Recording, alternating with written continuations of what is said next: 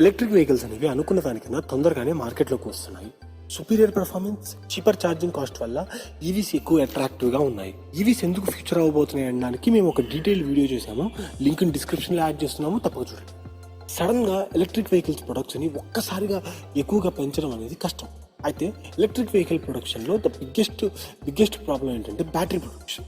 అయితే ఇండియాలో రీసెంట్గా ఒక పెద్ద గ్రాఫైట్ మ్యానుఫ్యాక్చరింగ్ యూనిట్ అనేది రీసెంట్గా అనౌన్స్ చేశారు. అయితే మరిన్ని డీటెయిల్స్లోకి వెళ్ళబోయే ముందు welcome to Hindustan and co. This is host money.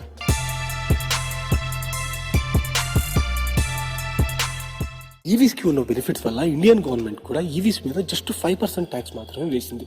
అయితే ఇండియన్ ఇండస్ట్రీ కూడా ఈవీస్ మీద బాగానే ఇంట్రెస్ట్ చూపింది.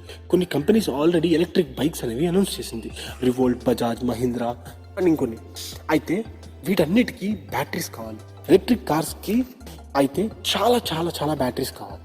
ఎలక్ట్రిక్ కార్స్కి, బైక్స్కి లిథియం అయాన్ బ్యాటరీస్ అన్ని యూజ్ చేస్తారు. ఇండియాలో మేజర్గా తయారయ్యే బ్యాటరీస్ లెడ్ యాసిడ్ బ్యాటరీస్. మన పాత డబ్బా ఫోన్లో ఉండే బ్యాటరీస్ లెడ్ యాసిడ్ బ్యాటరీస్.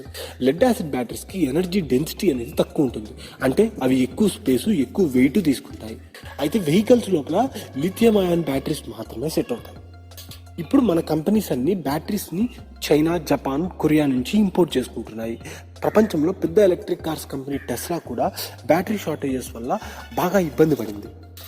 అయితే రీసెంట్గా టెస్లా పెద్ద బ్యాటరీ మ్యానుఫ్యాక్చరింగ్ యూనిట్స్ అనేవి సెటప్ చేయడం స్టార్ట్ చేసింది. ఇండియాలో ఇస్రో దగ్గర లిథియం అయాన్ టెక్నాలజీ ఒక 10 ఇండియన్ కంపెనీస్కి షేర్ చేసింది. ఆ companies lithium ion battery units start చేశాయి.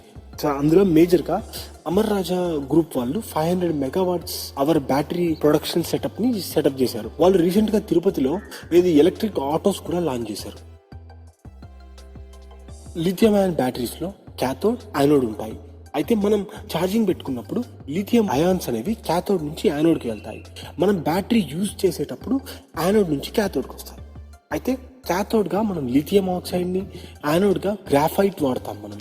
అయితే ప్రస్తుతానికి బ్యాటరీ కంపెనీస్ అన్ని లిథియంని, గ్రాఫైట్ని ఇంపోర్ట్ చేసుకుంటున్నాయి. లిథియం అనేది న్యాచురల్ రిసోర్స్. అది భూమిలో దొరికితే బంగారమే, దొరకకపోతే ఇంపోర్ట్ చేసుకోవాల్సిందే. అయితే ఇప్పుడు ఒక Indian company Epsilon carbon graphite manufacturing యూనిట్ని అనౌన్స్ చేశారు. వాళ్ళ ప్లాన్ ఏంటంటే ఇయర్కి 5,000 టన్స్ గ్రాఫైట్ని ప్రొడక్షన్ స్టార్ట్ చేసి 2021 కల్లా 15,000 టన్స్కి ఎక్స్పాండ్ చేయడం, 2025 కల్లా 50,000 టన్స్కి ప్రొడక్షన్ ఇంక్రీజ్ చేయాలని ప్లాన్ చేసినట్లు జరిగితే ఇండియాలో ఉన్న గ్రాఫైట్ యూనిట్స్ అనేవి ఇంక్రీజ్ అవుతాయి. అప్పుడు బ్యాటరీస్ కూడా ఇండియాలో మ్యానుఫ్యాక్చర్ చేయడం ఈజీ అవుతుంది. అప్పుడు ఓవరాల్గా బ్యాటరీ కాస్ట్ అనేది తగ్గే ఛాన్స్ ఉంటుంది. ఇలాంటి మరిన్ని అప్డేట్స్ కోసం హిందుస్థాన్ అండ్ కోకి సబ్స్క్రైబ్ అవ్వండి. నచ్చితే ఈ వీడియో లైక్ చేయండి, మీ ఫ్రెండ్స్తో షేర్ చేయండి.